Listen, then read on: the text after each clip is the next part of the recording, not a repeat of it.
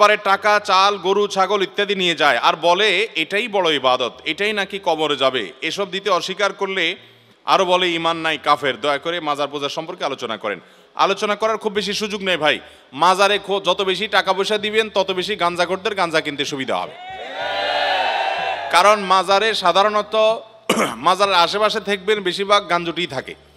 অতএব এখানে যত বেশি টাকা পয়সা দিবেন তত বেশি গাঞ্জুটিদের গাঁজা কিনতে কি হবে। এই যে মিরপুরের মাজার আছে এবং গুলিস্তান মাজার আছে, এই মাজারের টাকা আমি যতটুকু জানি, যদি ভুল না জেনে থাকি, সরকারিভাবে এটা কালেকশন করে নিয়ে যাওয়া হয়। তালা মারা আছে, গাঞ্জুটিরা আশেপাশে ঘুরঘুর করে নিতে পারে না, কারণ তালা মারা আছে। গুলিস্তান মাজারে গেছেন কখনো? গোলাপশাহ মাজারে দেখবেন যে তালা মারা থাকে, চারপাশে গ্লাস আছে, টাকা ফেলানোর সিস্টেম আছে, মাগার নেওয়ার সিস্টেম ওই চাবিওয়ালার কাছে। যার কারণে আশেপাশে ওই পাগলামি ছাগলামি করা যারা আছে, এই বেচারারা চায়া চায়া দেখে ওখান থেকে টাকাটা নিতে পারে না। তাও তো ভালো যে অন্তত গাঁজা কেনার সুবিধা পায় না। মনে রাখবেন, আপনি আল্লাহকে খুশি করার জন্য গরিব মানুষকে দান করবেন। ওই মাজারে দান করার কোন নির্দেশ কোরআন হাদিসে বলা হয় নাই। বরং সেখানে মানত করলে গুনাহ হবে, এটা মানত করার কোনো জায়গা না। মানত করতে হবে সঠিক এবং শুদ্ধ পদ্ধতিতে। নবী করিম সাল্লাল্লাহু আলাইহি সাল্লাম যে বলেছেন সেভাবে। মাজারে কেন দান করবেন? আমি ধরে নিলাম কবরে যিনি শায়িত আছেন এই লোকটা আল্লাহর ওলি ছিলেন, নেককার ছিলেন, বুজুর্গ ছিলেন, মানলাম। তো নেককার বুজুর্গ যদি থাকে, তাহলে আপনি মাজারে টাকা দিলে কি উনি পাবে? উনি পাওয়া তো দূরের কথা, বেশিরভাগ ক্ষেত্রে ওনার পরিবার পরিজন, ওনার আত্মীয় স্বজনরাও পাবে না। পাবে কারা?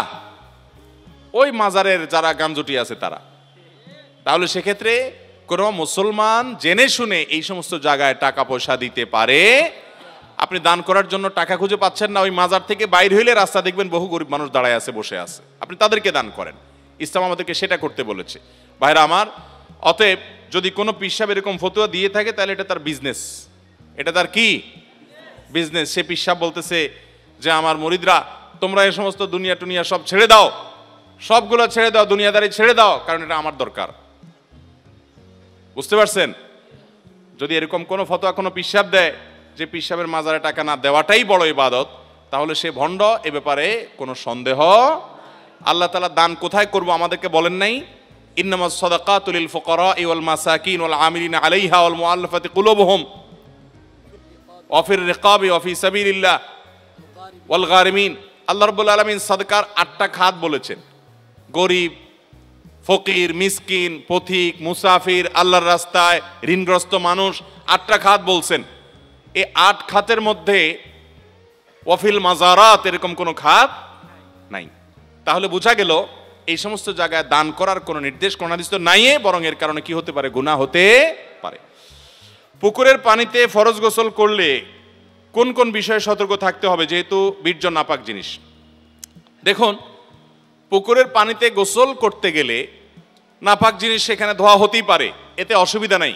যদি পুকুর বড় হয় তাহলে সেক্ষেত্রে এই বড় পুকুরের মধ্যে নাপাক পড়লে ওই পানিগুলো নাপাক হবে না। হ্যাঁ, কোথাও যদি নাপাক ভেসে থাকতে দেখা যায় তাহলে ওই নাপাকের আশেপাশের পানিটা নাপাক থাকবে, কিন্তু পুরো পুকুরের পানি নাপাক হবে, যেহেতু বড় পুকুর। যদি এভাবে বেশি পানিতে নাপাক পড়লে সব পানি নাপাক হয়ে যায়, তাহলে নদী সমুদ্র কোনোটা আর পাক থাকতো না, এবং এটা সম্ভবও না। লা ইউকাল্লিফুল্লাহু নাফসান ইল্লা উসআহা, মানুষকে আল্লাহ সাধ্যের বাইরে কোনো কিছু করার জন্য চাপিয়ে দেন না। যে প্রাণী খাওয়া হালাল, ওই প্রাণী অ্যাক্সিডেন্ট হলে জবাই করা কি ঠিক হবে? যেহেতু প্রাণীটির মৃত অবস্থা, অনেক জায়গায় এমনটা করা হয়। কোনো প্রাণী অ্যাক্সিডেন্ট করে মরণাপন্ন অবস্থা হয়ে গেছে, এখনো রূহ আছে, তাহলে ওইটা জবাই করে খাওয়া যাবে।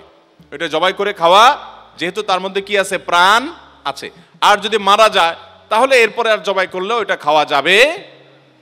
অনেক জায়গায় এরকম মরা গরু, এটা চামড়া ছিলে হয়তো বিসমিল্লাহ বলে আল্লাহু আকবার বলে হোটেলে মানুষকে খাওয়ায়, অনেক হোটেলে আছে না, পত্রিকা অনেক সময় আসে। তো সেটা কিন্তু হারাম হবে, কারণ আল্লাহ তাআলা কোরআনে কারীমে স্পষ্ট বলেছেন, হুররিমা আলাইকুমুল মাইতাতু ওয়াদ-দামু ওয়া লাহমুল খিনজির ইলা আখিরিল আয়া। মৃত যে কোনো প্রাণী খাওয়া আল্লাহ তাআলা আমার জন্য হারাম করেছেন। কোনো অমুসলিম মেয়েকে মুসলিম বানিয়ে বিয়ে করার পর মেয়ের পরিবারের সাথে সম্পর্ক রাখা যাবে কিনা? যদি কোনো অমুসলিম মেয়ে ইসলামের সৌন্দর্য দেখে তিনি ইসলামে আসেন, তাহলে সে মেয়েকে বিয়ে করার পর ওই মেয়ে তার বাবার সাথে, তার মায়ের সাথে, ভাই বোনের সাথে সম্পর্ক রাখতে পারবে। আপনিও জামাই হিসাবে তাদের প্রতি সদাচরণ আপনি করতে পারেন, এতে কোনো অসুবিধা। নবী করিম সাল্লাল্লাহু আলাইহি সাল্লাম তিনি আবু সুফিয়ানের মেয়ে বিয়ে করেছেন যখন তিনি ইসলাম গ্রহণ করেন নাই। নবী করিম সাল্লাল্লাহু আলাইহি সাল্লামের বাসায় তিনি এসেছেন, নবী সাল্লাল্লাহু আলাইহি সাল্লাম সেটাকে অ্যালাউ করেছেন এবং মেয়েও তার বাবাকে বসতে দিয়েছেন এবং খাতির যত্ন করেছেন। এখান থেকে বোঝা যায় যে কেউ যদি অমুসলিম থেকে ইসলামে আসেন তাহলে তার পরিবারের সাথে সুসম্পর্ক বজায় রাখতে কোনো অসুবিধা নাই, বরং বাবা মায়ের প্রতি সদাচরণ অমুসলিম হলেও করতে হবে। আল্লাহ বলেছেন ওয়াসাহিবহুমা ফিদ দুনিয়া মারুফা, তারা যদি মুশরিক হয় তারপরেও দুনিয়াতে তাদের সাথে সুন্দরভাবে জীবনযাপন করবে। মসজিদে জামাতের নামাজ ইমাম কতটুকু অংশ পর্যন্ত আদায় করে ফেললেও পরবর্তীতে নিয়ত করে মুক্তাদির জন্য উক্ত রাকাত পূর্ণাঙ্গ বলে বিবেচিত হবে। ইমামকে যদি রুকুতে পান তাহলে সেক্ষেত্রে আপনি সে রাকাত পাবেন, আর যদি রুকু থেকে ইমাম উঠে যায় তাহলে সে রাকাত পেয়েছেন এমনটি মনে করা হবে না। আমি একটি সংগঠনে কাজ করি, রক্তদান থেকে শুরু করে অসহায় মানুষকে সাহায্য করার চেষ্টা করি এবং মানুষকে উৎসাহিত করার জন্য সেই ছবি পোস্ট করি ফেসবুক ইত্যাদিতে। এতে অনেকে বলে ছবি পোস্ট করলে নাকি দান কবুল হবে না, ইসলাম কি বলে? দেখুন, ইন্নামাল আমালু বিন্নিয়াত, প্রত্যেকটা আমল নিয়তের উপর নির্ভর করে। আপনি কেন করছেন এটা বড় কথা। আজকাল তো এমন কোনো নেকামল পাওয়া কঠিন হয় যে নেকামল ফেসবুকে আপলোড করা হয় না, ঠিক কিনা বলেন? যেই কোনো ভালো কাজ করতে পারলে একটা ছবি তুলে ফেসবুকে একটা পোস্ট করে কিছু লাইক কমেন্টের ব্যবসা হয়, কিছু বাহবা পাওয়াই হয়। যদি ব্যাপারটা এমন হয় যে আপনি চ্যারিটি প্রতিষ্ঠানে মানুষের দানের টাকা এটা করেছেন, তাহলে সেক্ষেত্রে মানুষের কাছে জব দিয়ে করার জন্য করেছেন। অথবা আপনি যদি অন্যকে উৎসাহ দেওয়ার উদ্দেশ্য, আপনার উদ্দেশ্য যে আপনার বন্ধুরা অনেকে জেনে তারা আপনার সাথে শরিক হবে, তাহলে সেক্ষেত্রে আপনি এটা করতে পারেন। কিন্তু লাইক কমেন্ট পাবেন, সবাই বলবে মাশাআল্লাহ, মাহবা দিবে, আপনার ভালো লাগবে, এরকম উদ্দেশ্য করলে সেটা সওয়াব তো হবেই না, বরং এর কারণে শিরকে আসগরের গুনাহ হবে। বৃদ্ধাশ্রম করা কি জায়েজ? বৃদ্ধাশ্রম ও এতিমখানার জন্য একটি জমি দান করা হয়েছে, এখন স্থাপনা করার সামর্থ্য নেই, জমিটি পড়ে আছে, জমিটিতে ফসল ফলিয়ে ভোগ করা যাবে কিনা এবং অন্য খাতে ফসলের ব্যয় করা যাবে কিনা। যদি কেউ দান করে থাকেন তাহলে সেক্ষেত্রে ওইটাতে ফসল ফলানো যাবে, ফসলের কাজ যেই খাতে দান করেছে ওই কাজে ব্যয় করবেন। আর বৃদ্ধাশ্রম করা এটা নাজায়েজ বা হারাম কাজ না, কিন্তু ইসলাম এমন সমাজ ব্যবস্থার কথা বলে যেই সমাজে কোনো বৃদ্ধাশ্রমের প্রয়োজন হবে না। কথা কি বুঝাতে পারছি? বৃদ্ধাশ্রমের প্রয়োজন হবে।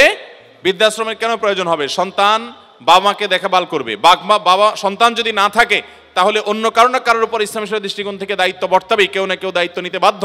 বৃদ্ধাশ্রমের প্রয়োজন নেই, আলহামদুলিল্লাহ। এর জন্য মুসলমানদের সমাজগুলোতে বৃদ্ধাশ্রমের কালচার সেভাবে নাই।